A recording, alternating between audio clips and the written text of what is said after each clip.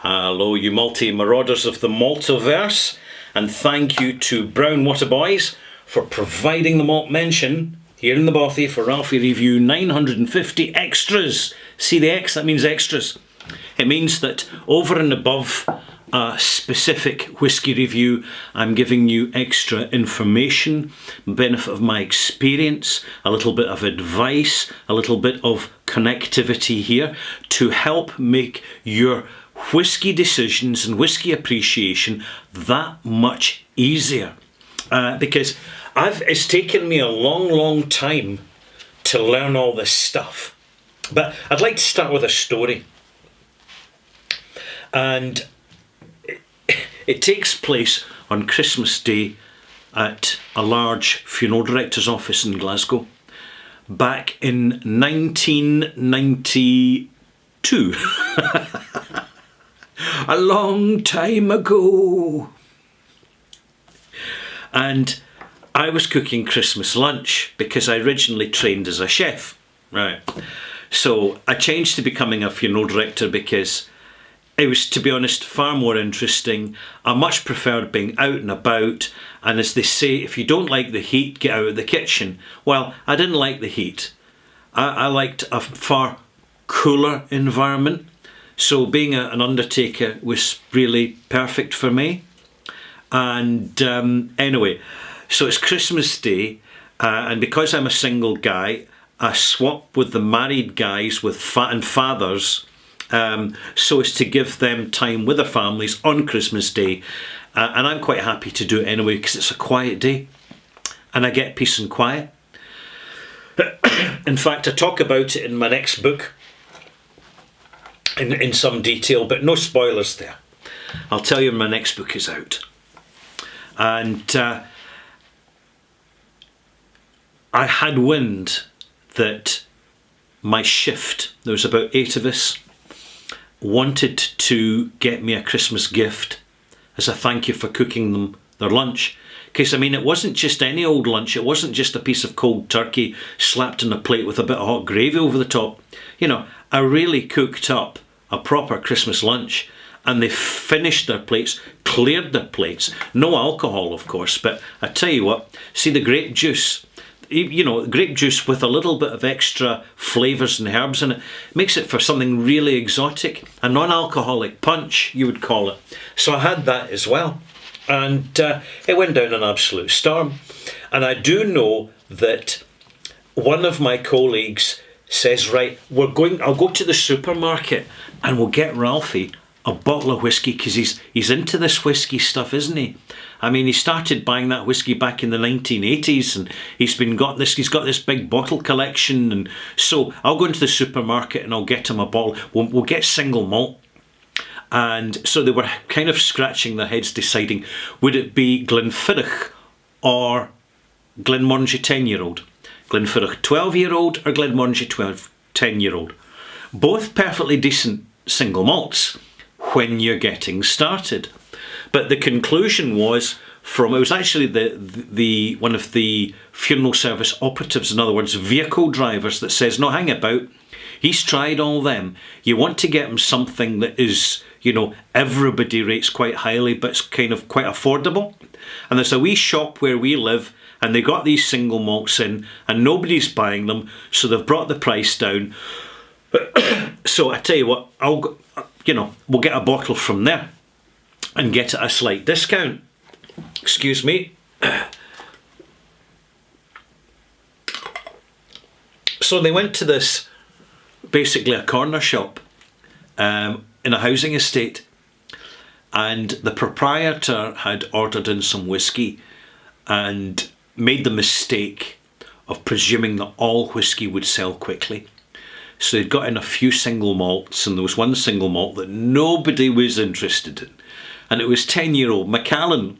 So in fact, they got me a bottle of 10-year-old Macallan for £15. It's delightful. Actually, I've reviewed it in this channel. But because they put some thought into it, they got me an absolute fantastic gift, which I then wrote on. This is a present to Ralphie from your colleagues at work, 1992. or whatever year it was, and it could have been a bit later. And it was a great gift because they'd put some thought into it. So, what do we do when we're buying whiskey for others? We have to put some thought into it. But the thing is, when you've got non-whiskey drinkers trying to buy us a present because it's coming to the end of the year, and you may be celebrating Diwali, you may be celebrating Christmas, you may be just celebrating the New Year. This is the time of year, particularly winter time in many parts of the world, where the nights are long and the days are dark, that we're looking for something as a gift to others or from others or to ourselves, which is going to be memorable. And we know what we'd buy for ourselves, but having said that, we've got to challenge it, because there's whiskies out there that we tend to, because of our field of vision, we overlook and underestimate. And a classic example of that is Edredeur, the ordinary 10-year-old Edredeur, which at £50 a bottle, it is relatively expensive for a standard single malt, but my goodness, the flavours in it more than compensate. It is a real, genuine, proper winter dram, and that's really why I reviewed it not that many reviews ago. Just about a month ago, 6 weeks ago. Edredeur, classic example. Independent bottlings of Mortlach and Caol Ila are great examples. Forget Bowmore, it's overpriced now. Forget Ardbeg, it's unavailable and overpriced now. Unless you go to auction. And this is another option, is to, rather than go to a retailer, decide just to buy one bottle of whiskey to see in the end of the year from an auction, and just see what people are not going for at the end of the auction, and maybe you want to take a chance. So you're going to have, it may not be the best whiskey in the world, but you'll certainly have a different experience, and that's a good way to round off an old year and see in a new year. The best presents, by the way, that we get are the ones we buy for ourselves. We're aware of that because we won't actually disappoint ourselves. The trouble comes when you've got very well-intentioned people who hear, oh yeah, so-and-so's into whiskey, right? And they automatically go, oh right, any whiskey will do. Because that's their perception of whiskey. So if it's an absolute disaster, they'll buy you some supermarket blend. But there again, if it happens to be for Lidl or Aldi's, actually it's going to be a very satisfying disappointment, because still the quality is pretty decent. But it depends on their budget. And again, the budget is where you buy can dictate what your budget is. If you are simply going to a local specialist retailer, depending where you are, you may find that all the prices are absolutely top whack prices, or what's called RRP, retailer's recommended price, right? And they're really quite high. Or you may decide to go into Amazon or an online spirits retailer and just see what they have. Even supermarkets, by the way. And I was in the UK's largest supermarket, which is Tesco. And I was just looking at the whiskies, and they had the generic starting jobbing whiskies that you would be perfectly acceptable to the completely, to the passive consumer or someone that's just getting started in their journey. And they're really not going to be particularly disappointed because it's an expected experience.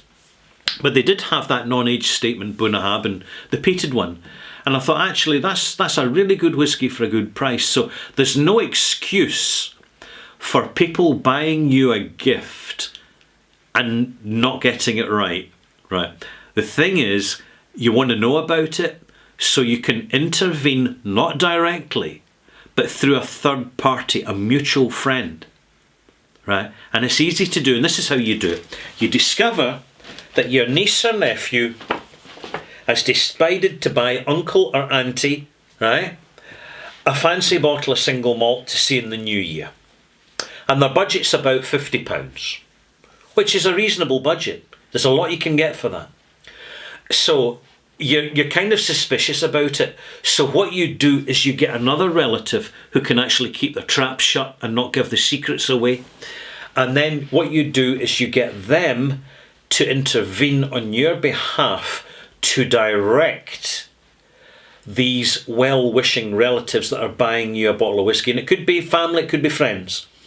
And you point them in the right direction. And if you're not quite sure, you just basically say, right, Bunnahabhain 12, Arran 10, Deanston 12-year-old. Because anybody with whatever your experience level, these are accessible, available, affordable whiskies that you're not going to be disappointed with them. Because quite simply, you might not open the bottle immediately, but you can put it aside knowing what to expect when you do get round to opening it. And then, of course, they're going to give you this gift as a big surprise. You go, don't forget, you've got to fake it. You've got to fake genuine surprise. And what you need to do is say, oh my goodness, this is wonderful, it's wonderful. And then you turn to them and say, you've put so much thought into this. I really appreciate that. Boom. Mission accomplished. You don't just say, oh, this is a great whiskey, this is what I really wanted, because they're going to, from their perspective, having been prompted and guided to get you the right thing, you want to acknowledge their input specifically and not put it from the point of view and say, oh, this is just what I wanted, thank you, because it does kind of sound a little bit more contrived and more manipulative. So you want to give the gift bearers the benefit of an acknowledgement of what they've given you. And you can be a wee bit cheeky and say, I wish I'd thought of that. Look at what a magnificent whiskey. I wish I'd thought of that myself. Right? So it depends. Don't push it too far. You want to make them feel like they got you the right thing spontaneously. So as I say, the way you word it is, you've put so much thought into this, and what a fantastic gift. Thank you so much. Really, you really know your whiskies. Another option is to surprise the person you're buying a whiskey for. By not getting a whiskey, you could get a rum or a mezcal, but bear in mind that's really quite risky, because many whiskey drinkers don't readily look at alternatives and are quite institutionalised in the range of flavour and sensations that comes with whiskey. So, for example, to buy someone a bottle of bourbon whiskey is very, very different to Scotch whiskey. More different than you might realise. It's not just the difference in flavour, it's the difference in style and form. It's the difference in culture. It's the difference in everything. Because spirits reflect their place of origin.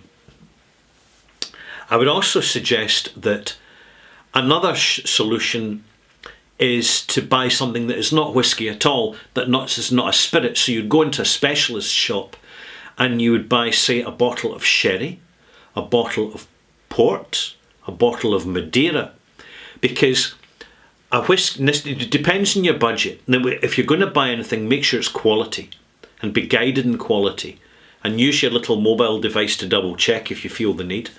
But so many whiskies now appear in casks which have previously contained port, Marsala, Madeira, red wine, white wine, that it becomes a point of interest to a whiskey drinker as to, particularly port. Just pick out port as an example. In that whiskey drinkers don't realise there's more than red port.